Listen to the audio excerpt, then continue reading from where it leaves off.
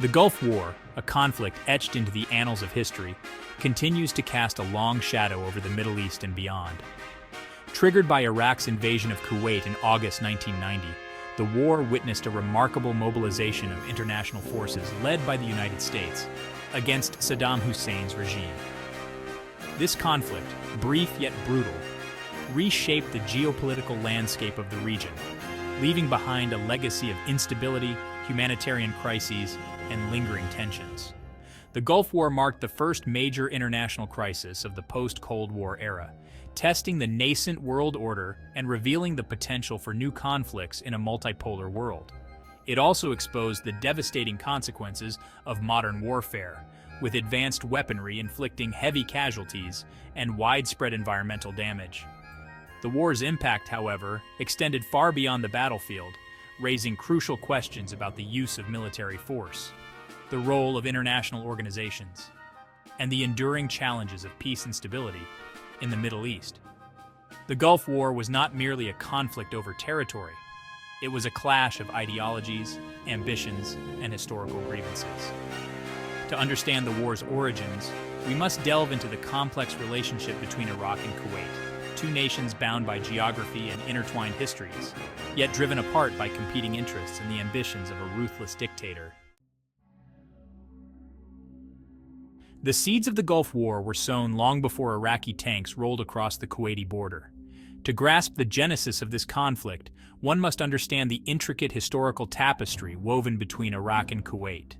Both nations, sharing a common Arab heritage and Islamic faith, found themselves thrust together in the crucible of the early 20th century, their destinies shaped by the decline of the Ottoman Empire and the emergence of new power dynamics in the Middle East. Kuwait, a small but oil-rich sheikhdom nestled along the Persian Gulf, gained independence from Britain in 1961. Iraq, a larger and more populous nation with its own imperial ambitions, had long viewed Kuwait with a sense of historical grievance, claiming it as a rightful part of its territory. This territorial dispute, rooted in the Ottoman era, would fester for decades, becoming a source of tension and mistrust between the two nations. Despite their differences, Iraq and Kuwait maintained a complex relationship characterized by periods of cooperation and uneasy coexistence. The discovery of vast oil reserves in both countries in the early 20th century brought them immense wealth but also fueled regional rivalries. Kuwait, with its smaller population and more developed economy, enjoyed a significantly higher per capita income than Iraq, further exacerbating tensions.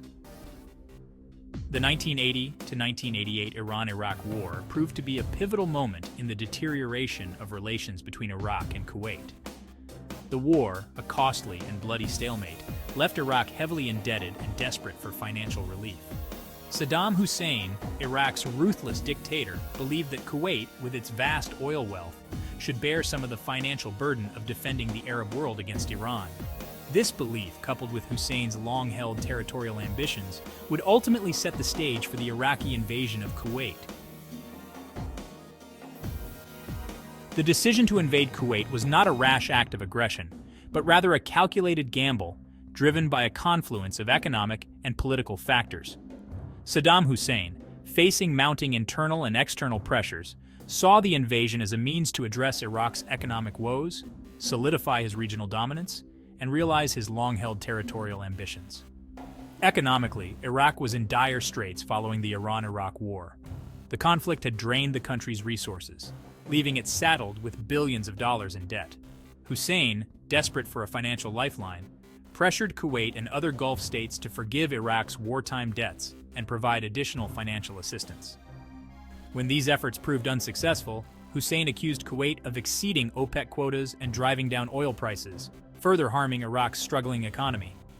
Politically, Hussein sought to position himself as a champion of Arab nationalism and a bulwark against Western influence in the region.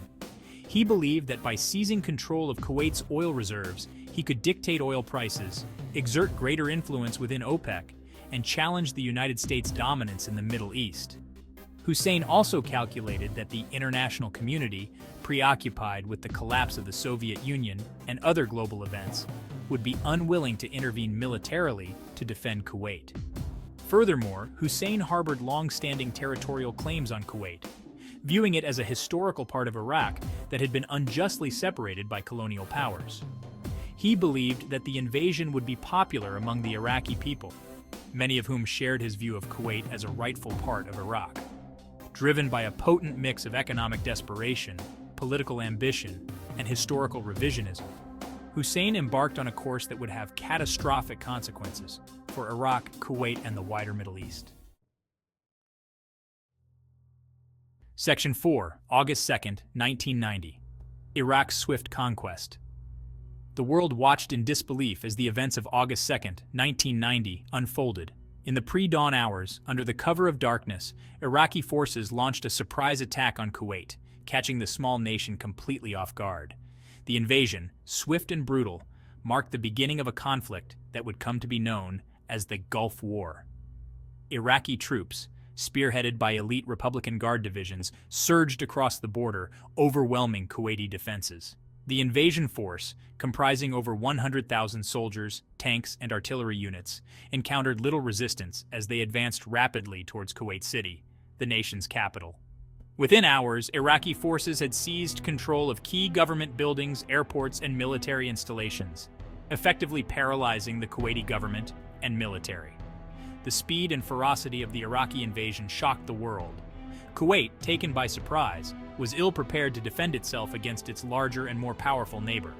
The Iraqi military, battle-hardened from the Iran-Iraq War, made rapid progress, quickly overrunning Kuwaiti defenses and establishing control over the country. The invasion, a blatant violation of international law and a stark reminder of the fragility of peace, sent shockwaves through the Middle East and beyond. As Iraqi forces consolidated their grip on Kuwait, a wave of fear and panic swept through the country. Thousands of Kuwaiti civilians fled their homes, seeking refuge in neighboring countries. Those who remained faced the harsh realities of life under Iraqi occupation, food and water shortages, widespread looting, and human rights abuses. The invasion of Kuwait had profound and immediate consequences, plunging the region into turmoil and triggering a global crisis. Section 5. A world condemns international response and coalition building. The international community's response to Iraq's invasion of Kuwait was swift and nearly unanimous in its condemnation. Governments around the world denounced the invasion as a flagrant violation of international law and a grave threat to regional stability. The United Nations Security Council immediately convened, passing Resolution 660, which demanded Iraq's unconditional withdrawal from Kuwait. The United States, under the leadership of President George H.W. Bush, took a leading role in rallying international opposition to Iraq's aggression. Bush condemned the invasion as a naked act of aggression and vowed to liberate Kuwait and restore its legitimate government. Recognizing the need for a coordinated international response, the United States worked tirelessly to build a broad coalition of nations willing to confront Saddam Hussein. The coalition that emerged was unprecedented in its scope and diversity, comprising over 30 countries from North America, Europe, Asia, and the Middle East. This international alliance, united in its condemnation of Iraq's aggression, committed military forces, financial resources, and diplomatic support to the effort to liberate Kuwait. The formation of such a broad and diverse coalition demonstrated the international community's resolve to uphold international law and deter future acts of aggression. The United Nations, empowered by Security Council resolutions, imposed a series of economic sanctions on Iraq, aiming to cripple its economy and pressure Hussein to withdraw from Kuwait. These sanctions, the most comprehensive ever imposed at the time, prohibited trade with Iraq, froze its foreign assets, and severely restricted its access to international markets. The sanctions, while slow to take effect, would eventually take a heavy toll on the Iraqi economy, exacerbating civilian suffering and fueling resentment towards the West.